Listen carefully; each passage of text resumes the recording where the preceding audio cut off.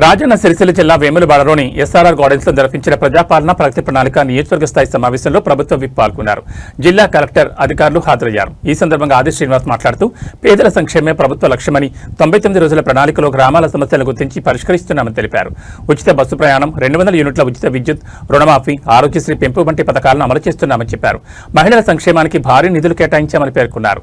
విద్య, వైద్య రంగాలకు ప్రాధాన్యతనిచ్చి ప్రభుత్వ పాఠశాలను అభివృద్ధి చేస్తున్నామని, కొత్త విద్యా సంస్థలు, స్పోర్ట్స్ యూనివర్సిటీలు ఏర్పాటు చేయనున్నట్టు తెలిపారు. వేములవాడలో అభివృద్ధి పనులు, ప్రాజెక్టులు వేగంగా కొనసాగుతున్నాయని వెల్లడించారు. కార్యక్రమంలో అధికారులు, ప్రజాప్రతినిధులు పాల్గొన్నారు.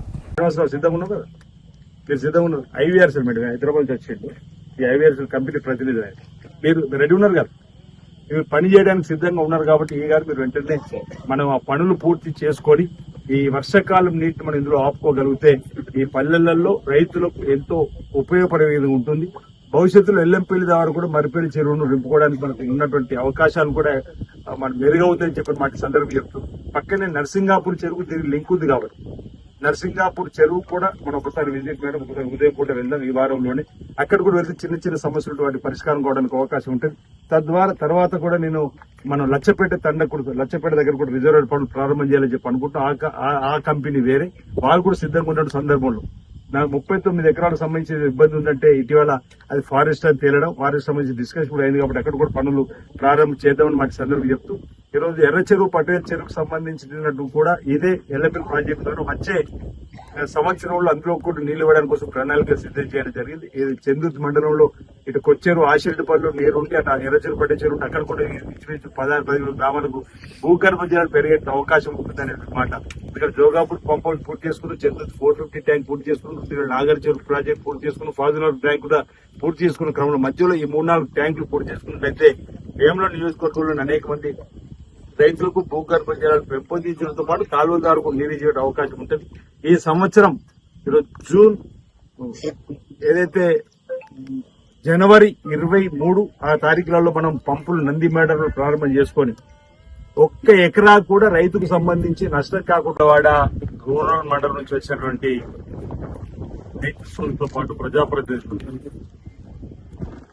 అదేవిధంగా కట్లాపూర్ సంబంధించిన రైతు సోదరులు కూడా రావడం జరిగింది. ఒక 8 ఎకరాలు రమ్మని చెప్పిన వారందరికీ కూడా, మహిళా సోదరిమణులకు, యువకులకు ఈ కార్యక్రమంలో ఈరోజు శ్రీపాద ఎల్లంపల్లి ప్రాజెక్టు ద్వారా మన ప్రాంతంలో సాగునీరు తీసుకురావడం కోసం రుద్రంగి, కలిగొట్ట, సూరమ ప్రాజెక్టు వరకు కూడా 1737 కోట్లు దివంగత మానేత రాజశేఖర్ గారు మంజూరు చేసినటువంటి క్రమంలో మన దగ్గరే చందుర్తి, మల్యాలకు వారు వచ్చినప్పుడు మనం అడగడము, వారు నిధులు ఇవ్వడము, మనకు పనులు ప్రారంభించుకున్న క్రమంలో ఈరోజు మరిపల్లి ప్రాజెక్టు సందర్శన కోసం వెళ్ళాలి, సమస్యలతో పరిష్కారం చేయాలని చెప్పిన ఒక ఆలోచనతోటి మరి కలెక్టర్ గారు చెప్పగానే గౌరవ కలెక్టర్ కరీం అగర్వాల్ గారు ఈరోజు ఈ కార్యక్రమానికి రావడం జరిగింది. వారు కూడా పరిశీలన చేయడం జరిగింది.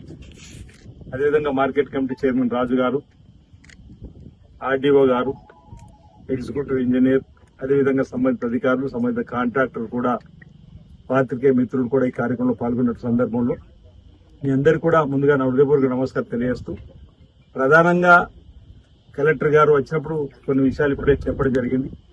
ఈ మరిపల్లి ప్రాజెక్టును మనం పూర్తి చేసుకొని ఇందులో నీటిని నింపుకొని కుడి, ఎడమ కాలువ ద్వారా సుమారు 3600 ఎకరాలు సాగునీరు ఇచ్చేటువంటి అవకాశం ఉన్నటువంటి సందర్భం.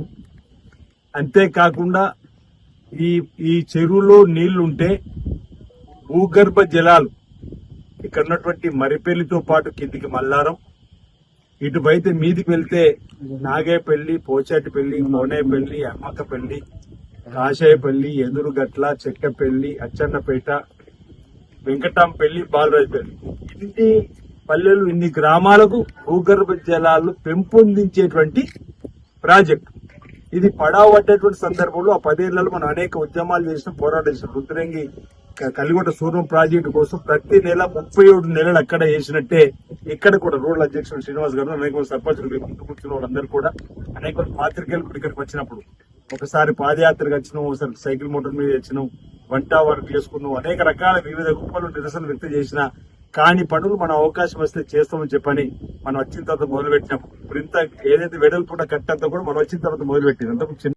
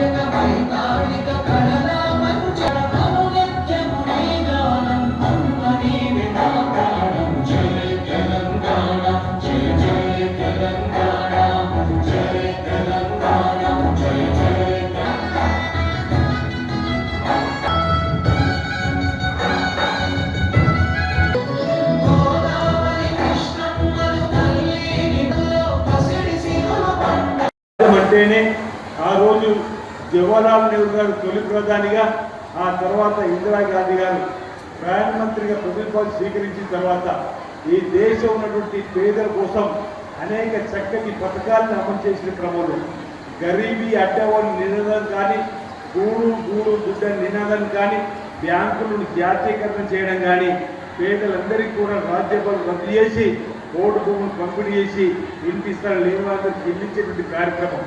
అలాంటి ఇందిరాగాంధీ గారు 1984లో తీవ్రాల గుళ్ళకు బలై మరణించిన 42 సంవత్సరాల తర్వాత కూడా ఇందిరమ్మ పేరిట ఇందిరమ్మ సంక్షేమ కార్యక్రమం అందించే విధంగా ఇందిరమ్మ రాజ్యంలో ఈరోజు అనేక చక్కటి కార్యక్రమాలు అమలు చేస్తూ ఉన్నాం. అధికారులకు వచ్చిన అనేక మంది మహిళా తల్లులు ఉన్నారు. ఈరోజు ఆధార్ కార్డు ఉంటే ఆర్టీసీ బస్సులు ఉచిత ప్రయాణం చేసేటువంటి కార్యక్రమాన్ని ఇప్పటి వరకు ఇంచుమించి రాష్ట్రంలో 10,000 కోట్ల రూపాయలు మహిళా తల్లుల ఆదాయ విధంగా 3 కోట్ల జీరో టికెట్ ప్రయాణాలు జరిగినాయి ఈ 2 సంవత్సరాల 3 మాసాల్లో. అంతేకాదు పేదలందరికీ కూడా ఆనాడు రైతులకు ఉచితంగా కరెంట్ ఇస్తామని చెప్పని ఇప్పటికీ కొనసాగుతున్న క్రమంలో ఈసారి అధికారంలోకి వచ్చిన తర్వాత 200 యూనిట్లు కాల్చుకునే వారందరికీ కూడా ఉచితంగా మనం కరెంట్ ఇస్తామని చెప్పినాం. ఈ 2 సంవత్సరాల 3 మాసాల నుంచి ఈరోజు పేదలందరికీ కూడా కరెంటు బిల్ కట్టకుండా కరెంట్ ఇచ్చేటువంటి కార్యక్రమం అమలవుతున్న సందర్భాన్ని కూడా గుర్తు చేస్తుంది.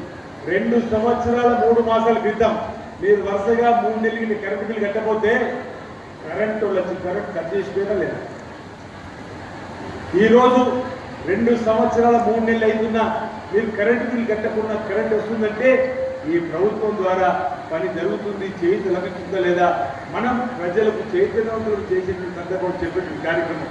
2 లక్షల రుణమాఫీ చేస్తూ ఇచ్చిన మాట ప్రకారం 25,25,000 కుటుంబాలకు 20,600 పైసలు కోట్లను ఈరోజు ఒకే టోకెన్లో రుణమాఫీ చేయించి కొత్తగా రుణాలు పొందేటువంటి కార్యక్రమం చేసినాం.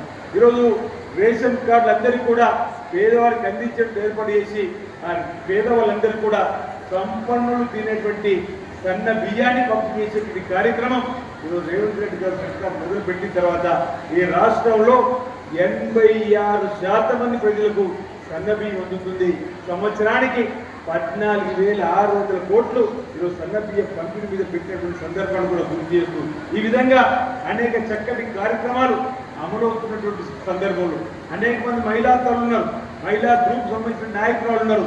ఈ సంవత్సరంలో ఈ రాష్ట్ర వ్యాప్తంగా కూడా బ్యాంకు లింకేజ్ ద్వారా ఫ్రీ నిధి ద్వారా 57,000 కోట్లు ఈరోజు మహిళా తల్లులకు ఇచ్చేటువంటి కార్యక్రమాలు కూడా ఈరోజు గౌరవ ముఖ్యమంత్రి రేవంత్ రెడ్డి గారి నాయకత్వంలో గౌరవనీయులు మంత్రివాడు సీతక్క గారి ఆధ్వర్యంలో ఈరోజు జరుగుతున్నటువంటి కార్యక్రమాలు.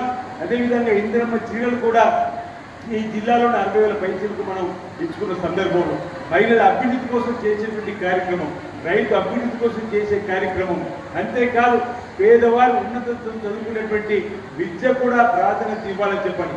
ఈరోజు ఈ రాష్ట్రంలో విద్యా శాఖను కూడా ముఖ్యమంత్రి తన దగ్గర పెట్టుకొని అనేకమైనటువంటి విద్యా ప్రమాణం పెంపొందించే విధంగా ఈరోజు అంతర్జాతీయ స్థాయిలో కార్పొరేట్ స్థాయి విద్యాలయాలకు ధీటుగా మన ప్రభుత్వ పాఠశాలలు కూడా ఉండాలని చెప్పండి.